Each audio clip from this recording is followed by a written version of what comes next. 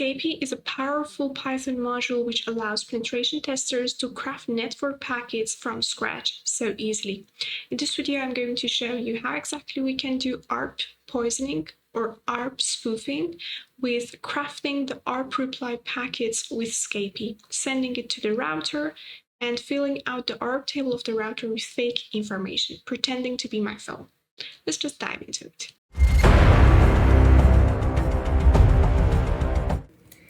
In order to do ARP poisoning with Scapy, in order to create fake ARP replies for sending to the router and filling out the ARP table of the router with fake information, at first we need to gather some information about the IP addresses that exist in this network.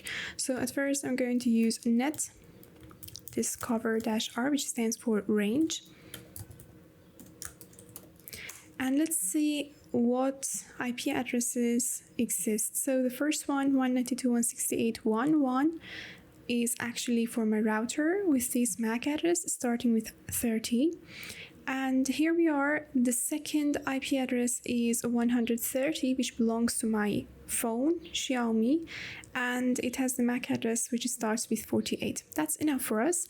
I also want to show you the IP address of my own Kali Linux. So my Kali Linux is using the interface wireless LAN 0, and its IP address is 158, as it is shown here. And in case we want to know the MAC address of this wireless LAN 0, the MAC address starts with A8. So those are the information that we need.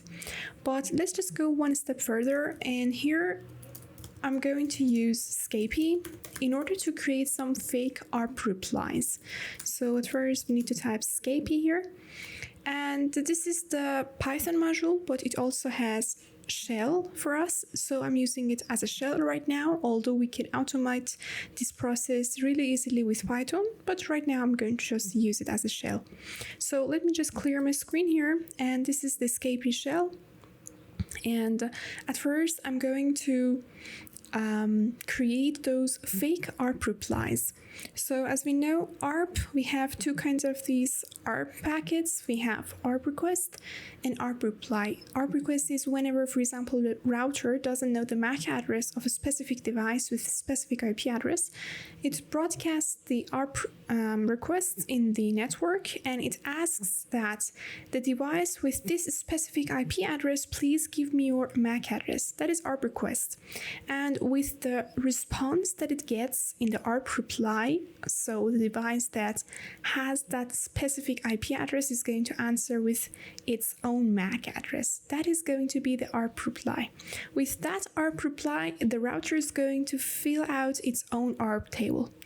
And here in my scenario, the router is also my switch. So let's just do it together.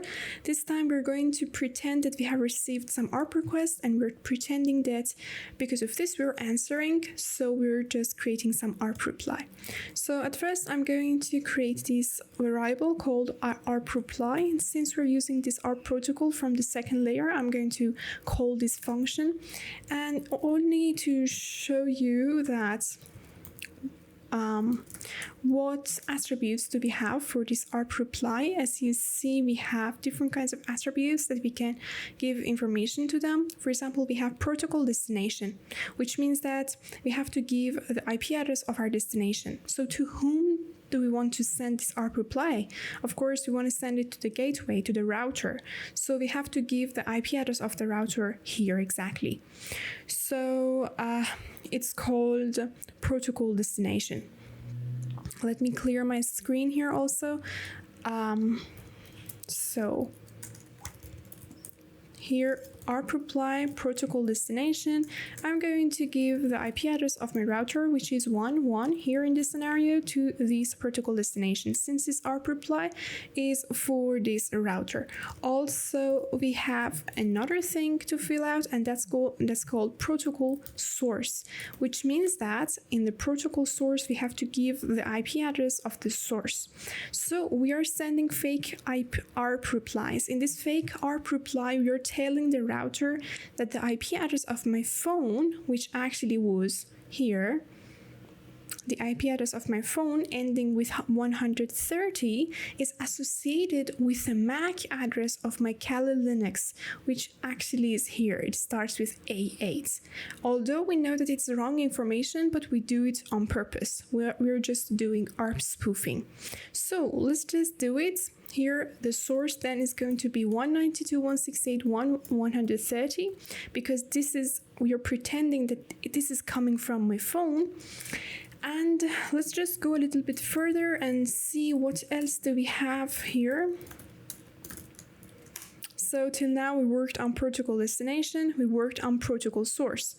Now that we have given the IP of router as destination, the IP of my phone as source, let's just work on hardware destination and hardware source.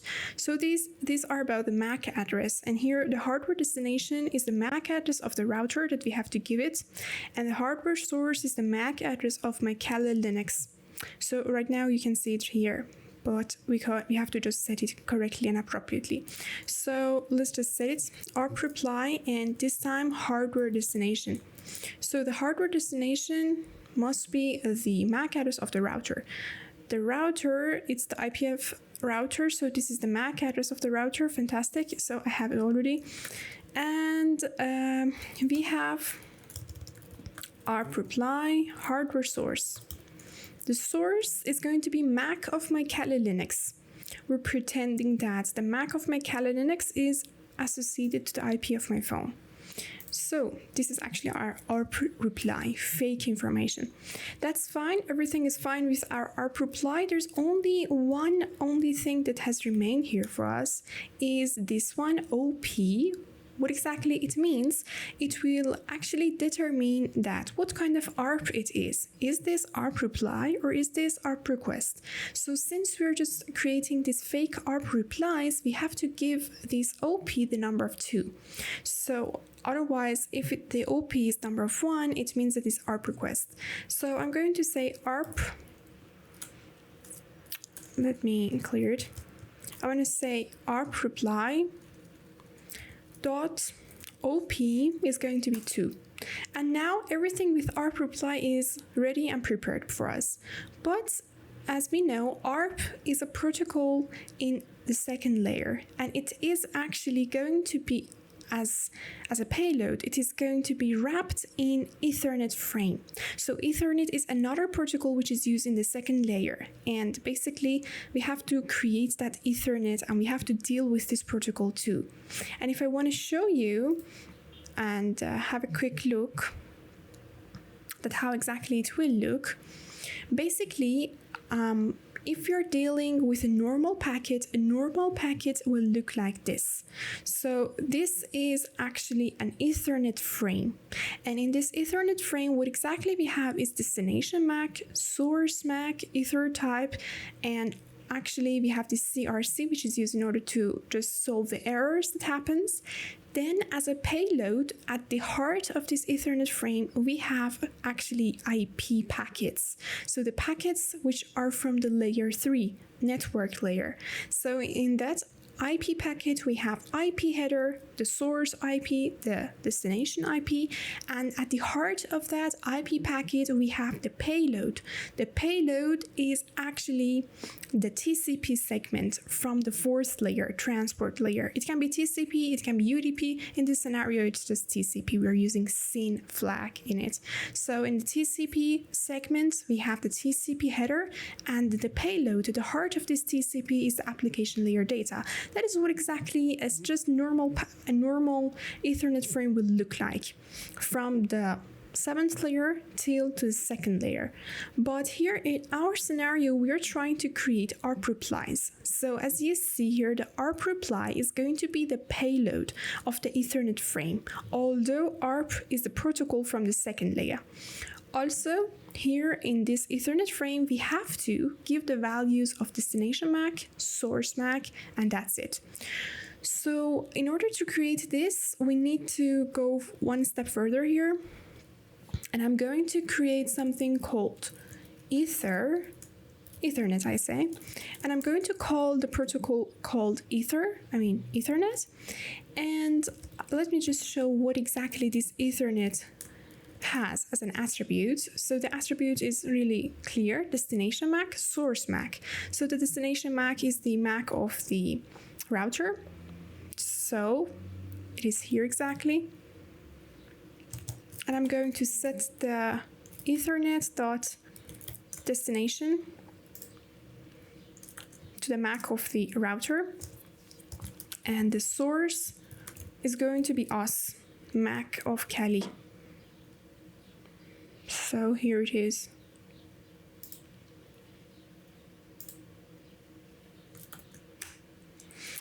So now that Ethernet is also ready for us, we can just send this raw Ethernet frame from the layer 2 to the destination. In order to do that, we need to use a function called sendp. It is used for raw Ethernet frames. And we have to tell Scapy that, let me also clear my screen so that you see it properly. We have to tell Scapy in order to combine and merge the Ethernet that I created with ARP reply that we just created together. Also, we can just give this count in order to say that please send only two ARP reply packets to the router. So in order to see what exactly happens here, let me just show you in Wireshark.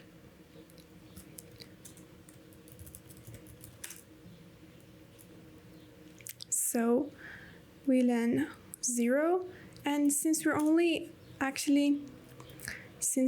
interested in ARP, I'm going to give this filter here. So here we are, and I'm going to just send these two packets, and you see what exactly is happening here. Two packets, ARP replies. It's written here, address resolution protocol reply. They have been sent from this MAC A8. This is the MAC of my Cali to this MAC, starting from 30. So this is the MAC of my router. Fantastic. But what exactly it is telling, the MAC of my Cali is sending ARP reply to the MAC of the router, and it is telling something to it. What exactly it is? It is telling that, hey, the sender IP address is 192.168.130. It means it is telling that the IP of my phone is associated with the MAC of my Cali, and it has been sent to the router, and that's it. So that is what exactly happening in this network. But there is something that we have to consider while trying to poison the ARP table of the router with this fake information. So if I want to just stop this, and if I just get it once more, basically, the entries that exist in the ARP table of the router, they have expiry time. After some seconds, the router starts asking and sending ARP requests to the network, asking the devices with different IP addresses to send their MAC address to the router once more. So this is a process which happens repeatedly after some seconds. So even though we might have used these two ARP replies in order to fill out the ARP table of the router with fake information, but it's not going to work forever. It's only going to work for a few seconds, no more. After that, the router is refreshing the entries in its ARP table, so it will fill it with the right information. And just to show you, as you see here, what exactly is happening, I was just telling about this. Again, we have something which is called ARP. This time it is ARP request. This time it is coming from the router MAC to the MAC of my Cali, and it is asking that who has, you can see it here, who has the IP address of 130?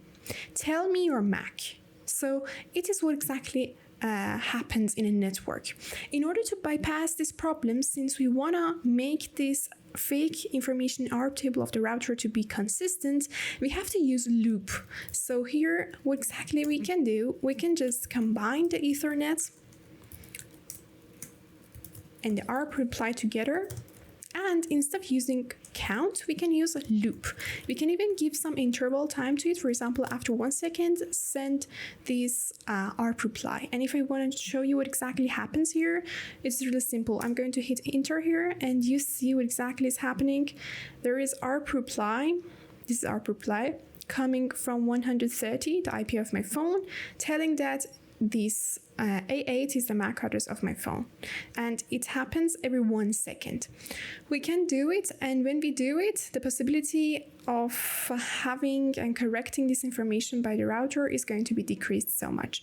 Just for the purpose of demonstration, and in order to show that really the ARP table of the router is now poisoned with wrong information, I'm going to send and craft another packet, and this time it's going to be a TCP SYN. I'm going to send it to the router, pretending that it comes from the phone with the IP address of 130, and we're going to see that the router sends SYNAC, responds to that SYN to the IP address of 130, to the IP address of the phone. But since this 130 is associated with the MAC of my Kali, this SYNAC is going to be received by us, my Kali. So that is what exactly happening. We are pretending to be 130 and we're injecting packets into the network just on behalf of phone. Let's just do it together. I'm going to stop this for now. In order to create that TCP SYN, I'm going to use Scapy once more. So let's just dive into the shell of the Scapy. This time we're going to create this TCP SYN, and this time we're dealing with the services of the third layer and fourth layer. Since we're using the services of the third layer, which is actually IP, so we do not need to create and actually deal with the Ethernet protocol from the second layer. And the Scapy is going to create that Ether variable for us automatically. So right now we have to just deal with first the third layer. In order to deal with it, I'm going to create a third layer variable. I'm going to call IP protocol. This is the function, and here let's just see what kind of attributes does it have. So here, as you can see, we have source, which is actually the source IP, and destination, which is the destination IP address. So let's just put our source 130, the IP of the phone, and destination is going to be the router. Fine. Now this third layer is prepared. Let's just move on to the next layer, which is the fourth layer. I'm going to put the name of the fourth layer for the transport layer, which we're going to use. I'm also going to use TCP protocol, so I'm going to this function, which is called TCP. You can use the UDP, you can use ICMP for pinging, but the issue here is actually this Scapy will allow you to create your own packet and craft it with whatever protocol you want. So it can actually bypass those signature-based firewalls. That's the usage, that's the main usage of Scapy. So here, but just for the purpose of this demonstration, I'm going to use the TCP. Let's see together what kind of attributes does it have. So I'm going to use the show for it. And here, as it's shown, we have source port, which I'm going to use 53 in this scenario, and destination port. We have also the flag, which is S, which stands for SYN, and I'm fine with it because I'm only going to send TCP SYN to the target. So now let's just actually do a fourth layer S port, which is actually the source port. I'm gonna use 53, just pretending to coming from DNS or something like that. And fourth layer, destination port. The destination port is 80 since I'm targeting the port 80 of the router, and actually my router has an interface via the web. So yeah, it has its own web interface, of course. So I'm going to hit enter, and fantastic. My fourth layer is now ready. We can send this packet via the function send only without any P, since it's not a raw Ethernet frames, it's actually a complete packet. So I'm going to, it has TCP segment, it has packet, IP packet from the third layer. That's what exactly I mean. So we have to use the send function here, and I can just tell the Scapy in order to combine the third layer, which I created, with the fourth layer, and that's it. So I can also tell it to please just send 2 number of those. So what exactly we have done here, just in order to have a visual aid, we actually were creating this TCP SYN, and this Ethernet frame with destination MAC, source MAC, and this stuff are going to be created automatically by Scapy. We have set our third layer IP packet. We have given the source IP of the phone, destination IP of the router, and at the heart of this IP packet, we have used this a protocol TCP with a payload of TCP segments, we have set up our fourth layer with the information of these TCP segments, the source port 53, the destination port 80, and the flag SYN. So that is what exactly we have done here. Now, just in order to see what happens in the background, I'm going to give this TCP, since we're only interested in this TCP protocol. So this is the TCP filter, and I'm going to hit enter here and send these two packets. And as you can see here, what exactly we have done is simple. The 130 from the IP of the phone, we have sent a SYN, a TCP SYN, to the router with 192.168.1.1. And in the second one, it's only a TCP retransmission. We have to retransmit another SYN, and that's it. So, now that we have done this, let's just do the ARP poisoning simultaneously and poison the ARP table of the router with the wrong information so that we can also receive SYNAC from the router. So let's just go to this part. This is the ARP reply that we have prepared. I'm going to hit enter, and fantastic, as you can see here, it is doing its job. Every 1 second it's sending that ARP reply, that fake ARP reply to the router. And here also, let's just send this TCP SYN once more in order to see what happens in the background. So here we are, and fantastic, we have gotten this TCP SYNAC. What has happened? Actually, we have poisoned the ARP table of the router, so now the IP of 130, the IP of the phone, is associated with the MAC address of the Kali Linux. We have sent the SYN, and finally we have received the SYNAC from the router. So 192.168.1.1 has sent the SYNAC to this 130, but unfortunately it doesn't know that the MAC that has been associated to this 130 does not belong to the MAC address of the phone. So as you can see here, we have this 30, this is the MAC address in the second layer, Ethernet layer, and this is the MAC address of the router, sending that SYNAC to the MAC address of Kali Linux starting with A8. And in the third layer, you can see that it is coming from the IP of the router to the IP of the phone. And that is the fourth layer, transport layer, in which it's just coming from the source port 80 of the router to the destination port of 53, which is the port of Kali Linux. That was this, and what exactly we have done? We have successfully done ARP poisoning and spoofing while crafting packets with Scapy. And I hope that you have enjoyed this video. Don't forget to subscribe us.